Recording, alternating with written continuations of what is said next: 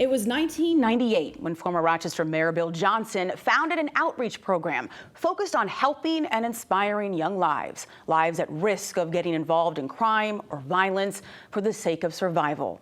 Fast forward 21 years, and much has changed in our world, but Pathways to Peace is still dedicated to its founding mission. It's a program with success stories that often go unnoticed, in part because success is anything but cookie cutter when it comes to helping teens know their value. While the mission is the same, how does getting through to kids and building trust look different today than it did 2 decades ago? Joining me to explain is Ray Mayolis, Manager of Youth Outreach and Violence Prevention at Pathways to Peace. And Ray, welcome. It's great to have you here. We were talking before. It's been a long time since I've seen you. You're someone that I call a change maker in Rochester because of the work that you're doing. I'm really excited to have you here. Thank you so much. It's a pleasure to be here. Thank you. So when we hear and talk about youth violence, gang violence, issues with drugs, lack of family support at home, or a lack of a home period, I think so often we hear about the issue, the problem, and not so much about the solution, especially when it comes to the media. How has Pathways to Peace really positioned itself in the last 20 years to be a solution? I think visibility and building trust and relationships has been our best mode of impact. And that is just working with the young people and meet them where they are, in the streets, in the schools, in the rec centers, and just being a shoulder for them during their time of need. And I think the passion lies within the credible messengers that we have that work for Pathways to Peace. You mentioned building trust, and I would have to imagine that that can be a hard thing to do with young people, given some of the very things that they're dealing with, the obstacles and challenges that they're dealing with on a daily basis. Can you first kind of, for people who may not understand, what types of challenges are they dealing with? So right now, young people it's changed in the last 2 decades, you know. Yeah. Now it's, social media has had a large impact on what kids think, how they react, what they do. So now we're playing the role of like catching up with these trends. And you know, when we look at a kid now, we're dealing with homelessness. You know, they're runaways. They're at a younger age now where they're asked to grow up quicker, to be, you know, parents and adults and help out at home if there is a home. So they're taking different responsibilities at a younger age. So kids are not being able to be kids anymore. Wow. Talk to me about how you build that trust. What does it take to build that trust in order for you, before we go into all the things that you do, in order for you to even have the opportunity to start working with and helping a young person? I think it goes to the magnitude of, you know, the experience of your team, the team that I have, that don't consider this a job, a job. They consider it a calling. It's their passion to give back and work with young people. Somewhere down the line, somebody reached out and was a mentor for us. So this is our way of giving back and meeting the young kids where they are. And I think it's being responsible and accountable to a young person who has lost faith in trust in family and friends because they've lost that feeling of LOVE, of love. So now it's being visible and being there and giving them the attention they need to be able to let their guard down, to open up and share what they're feeling. So I think it starts with the team, and what the mission is to build those trust and relationships, to be able to disrupt and de-escalate disputes. They need to be able to feel comfortable to come to you. So without that trust and that relationship, you won't get the latter. Let's break down the many things that you do. And I know we were talking about this, every single day is different. Yes. So like, just give our viewers an idea of a day in your life. So a day could start as early as 3 or 4 in the morning, getting a page because a young person was shot, stabbed, or assaulted. So that would be somebody getting a call, which would be either myself or the team, and we would respond to the hospital to de-escalate any further retaliation. Make sure no one else is hurt, make sure everybody is safe, make sure the community is safe and the environment is safe for that victim to be released from the hospital and go back to. And we're part of a group called the Rochester Youth Violence Partnership. So we partner with many agencies that help have all those resources to make sure that the safety is number one priority. So that could start at as early as 3, 4, 5 in the morning. It doesn't really make a difference. We're on call 24/7 for that.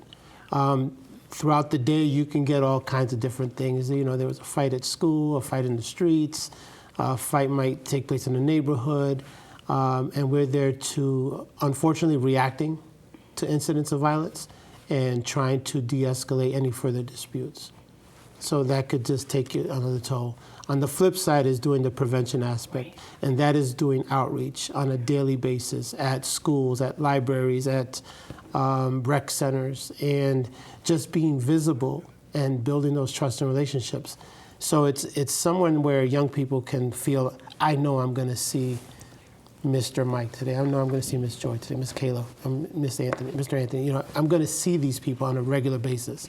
They're not going to be somebody I'm going to look for and not be able to find. I'm going to be able to find this person. And speaking of that, you are stationed, so I should point out to our viewers that Pathways to Peace is a Department of Recreation and Youth Services program. Yes. So you are stationed throughout the city, Yes. Your teams, so Yes. in all 4 quadrants. Yes. So where exactly can young people find you if they need you? So, you know, right now my office is at 400 Dewey, and that is right, you know, that's the headquarters for the Department of Recreation and Youth Services. All the rec centers have access to us where they can call us and we can show up anytime we're needed. So we are stationed at Edgerton Recreation Center. We're at Flint Recreation Center, the R Center there. We're at the Ryan Center in Webster Bay Parcells, and we're also at Carter Street and North Street. So we're at all the major R centers throughout the city.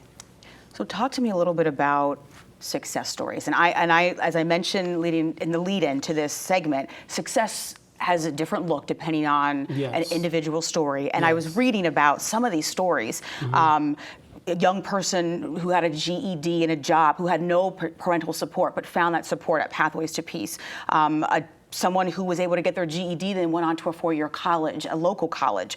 Someone else who was able to celebrate years of sobriety because of support from Pathways to Yes. Peace.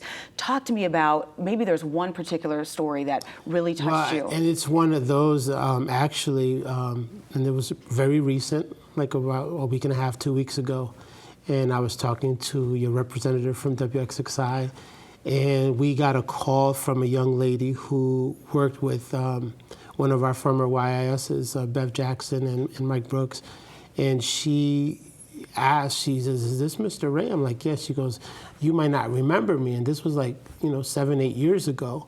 And I'm thinking, okay, what's your name? And she told me her name. And then she says, "Well, I graduate. I walk the stage this coming May in SUNY Brockport. But I'm calling because I'm looking for a job, and I would like to do the same thing that was done for me." And that was just give me a chance. Yeah. And she was not one that I would ever think would have walked the stage because of the issues she had as a youngster. Are there also stories, I would have to imagine, where maybe something slipped through the cracks, you felt as though you weren't able to reach that teen, that young person, and the outcome wasn't necessarily a positive one? Unfortunately, that does happen, and I think I share that with the team. We cannot save everybody. We try to save as many as we can, and our goal is to save every single person, every young person, and get them free and on the right path. However, we lose and have lost some to violence in the streets. Some that have made changes and their past came back to haunt them. And it's unfortunate that those things happen. And they hurt every single time that happens. Yeah. Are there ways, communities around the country, and also some people within our own community here in Rochester have frankly put it, they've given up on our youth. And I want to know, they might hear news reports, read stories, and they think to themselves, oh my gosh, someone should do something, and then they go back inside their little bubble, having done nothing. So is there a message that you would share to people in our community and those tuning in, and when you would say, you do have a role, there is something that you can do, and here's what that might look like? First, I would say shame on them for giving up on the youth. Never give up on the young people. They are the future. They are how we live day in, day out. And if you're driving and you see a troubled youth and you just continue driving, shame on you for not stopping to try to help that young person out. And it's sad that that we even have to have this conversation. Because, you know, you look at yesteryear, kids used to hang out and play and, you know, stick ball until the lights turned out and it was dark, then it's time to go home. Kids are out now 3, 4, 5 in the morning. They need that structure. They need discipline. They need love. And I go back to the LOV. They need that. They need that structure. And if you're not providing that structure, then you're not doing them justice, you know. So I would say to get involved with young people is meet them where they're at. Don't try not to be their friend. Be their mentor. You know, try not to be, you know, you're a parent, and really be a parent instead of a friend. And I was reminded that recently, so. Well, great advice. We were out of time, but I want to thank you so much for what you do and for joining me today. Ray Mayolis, Manager of Youth Outreach and Violence Prevention for Pathways to Peace. And you can learn more or directly contact Pathways to Peace by calling 585-428-6339.